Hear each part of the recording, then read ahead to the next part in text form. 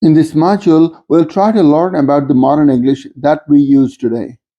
One of the most outstanding characteristics of the 20th century is the beginning of decolonization, which means countries that were once colonies of the British Empire are now independent. So, starting from the 20th century, the world map has changed, and so have the demography, politics, society, technology, communication, and people's values. The Second World War necessitated England to withdraw from its colonies to stop Hitler. Hitler's erratic ambition crippled Western Europe, engaging England and France with their utmost might to stop him. England desperately needed their army when German bombs began pounding London's streets.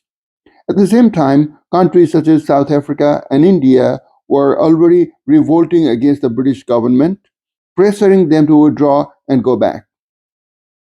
Finally, Britain had to give up and withdraw. A list of countries became independent, such as Bahrain, India, Pakistan, Sri Lanka, Afghanistan, South Africa, Sudan, Ghana, and several other countries in Africa. Even though the British Empire left these countries, the English language stayed back. In these countries, English is used abundantly as a second language. During the colonial period, English had already set its roots in these countries. With more advanced transportation systems, communication, and media, the world moved fast in the path of globalization.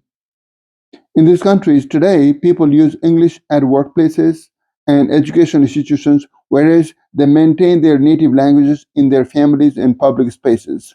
So, a large number of people in these countries are bilingual. After the Second World War, the British Empire shrunk back to its original geographical map, but the map of the English language did not shrink. Today, around half a billion people speak English as their first language, and 1.5 to 2 billion people use it as their second language. This number is increasing day by day. English is the language of international organizations such as the UNO and its affiliated social and political entities. It is the lingua franca for international relationships, politics, diplomacy, and academia. International conferences are held in English, and so are these areas such as tourism, airlines, business, and industries. British missionaries have played a significant role in the spread of the English language. English immersion schools are found all across South Africa and India that had already started during the colonial time.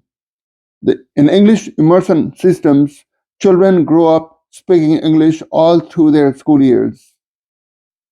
English taught by missionary schools where children grow up bilingual have developed their own variety, such as Indian English, South African English, Nigerian English, Ghanaian English, and so forth.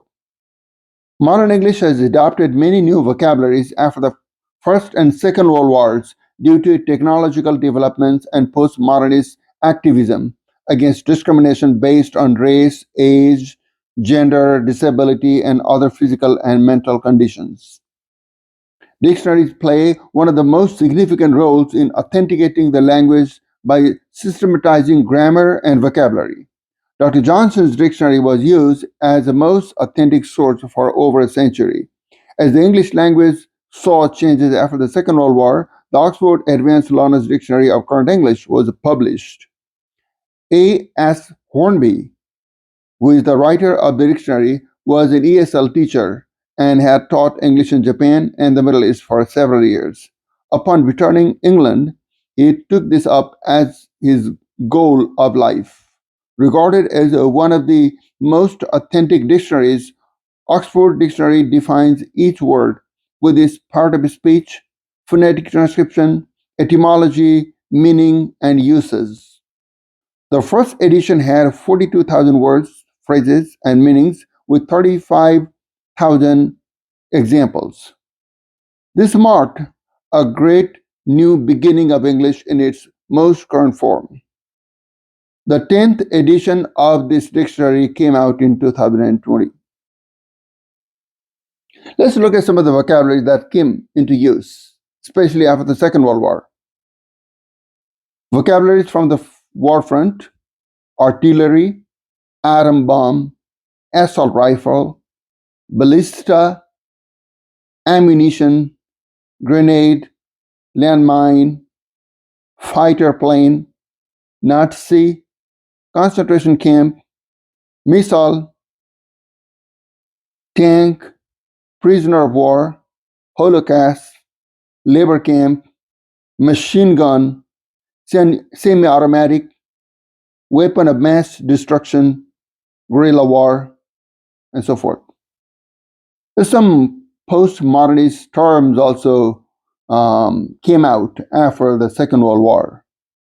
For example, post-colonialism, feminism, ethnography, hypertext, deconstruction, narratology, subaltern, body shaming, homosexual, gay, intersexuality, LGBT, critical race theory, Me Too movement, and Black Lives Matter. Such words are created almost every day because of social media as well. The computer and social media played a great role. So some words that came with the computer and social media are such as antivirus, virus, backup, browsing, content, crashing, database, e-commerce, feed, filtering, hacking, inbox, platform, mouse, podcasting, software, trending, etc. English is regarded as the international language. Therefore, there is such a term as world English. Along the line, Braj Kachru introduced another term called world Englishes in 1985. World Englishes refers to the different varieties of English used in the countries where English is the second language versus the English spoken by the native speakers. Braj Kachru, a linguist from India, defines English in three circles, which is now widely known as the three circles of English. According to Kachru, in his 1985 work, there are three layers of English users, and he defines them as three circles of users. Those in the inner circle are native speakers. The inner circle English is the English used by the people in the United Kingdom, the USA, Canada, Australia, and New Zealand. Most of them can be seen historically to be the descendants of the Anglo-Saxon and ancestors. They colonized the United States, Canada, Australia, and New Zealand. The English language became the policy of those countries because of the overwhelming number of English speakers. These countries, over time, have also become the melting pot for people from non-English speaking countries. And because of the language policy, these immigrants ultimately merged into the English-speaking mainstream. The second layer, as defined by Braj Kachru to be the outer circle, is the country where English is learned and used as a second language. Examples are India, Pakistan, Sri Lanka, Nigeria, Ghana, etc. These countries were once under British rule. People in these countries use English for education, government, media, business, industries, banking, and so on. For countries such as India and Pakistan, which are multilingual, English also serves as the lingua franca between two or more linguistic communities where they do not understand each other's language. For example, most people from the north of India speak Hindi, Punjabi, Maithili, etc. And these languages belong to the Indo-European family of languages. Therefore, these languages are mutually intelligible to some extent among them.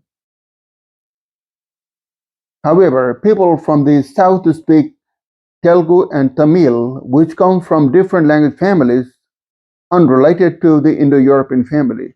So these languages are not intelligible to people from the north. When these two groups of people from the north and south have to interact with each other, they resort to using English. So English serves as a lingua franca among them. Another factor for the rapid growth of English is the education system of the British Raj. They made the English language a mandatory subject in the school system, which has continued till today, and this has tremendously increased the literacy of the people in English. The third layer is called the expanding circle. This includes the areas where English is spoken as a foreign language. This circle is called the expanding circle because the number of speakers in this circle is expanding continuously with rapid technical advancements in education, communication, and social media. In many non-English speaking countries, English has become a dominant language for employment and education. Certain areas of education and professions such as engineering, medicine, and other STEM fields use English as the medium, which requires the students and employees to have a full command of the English language. That is how English language is expanding in this expanding circle.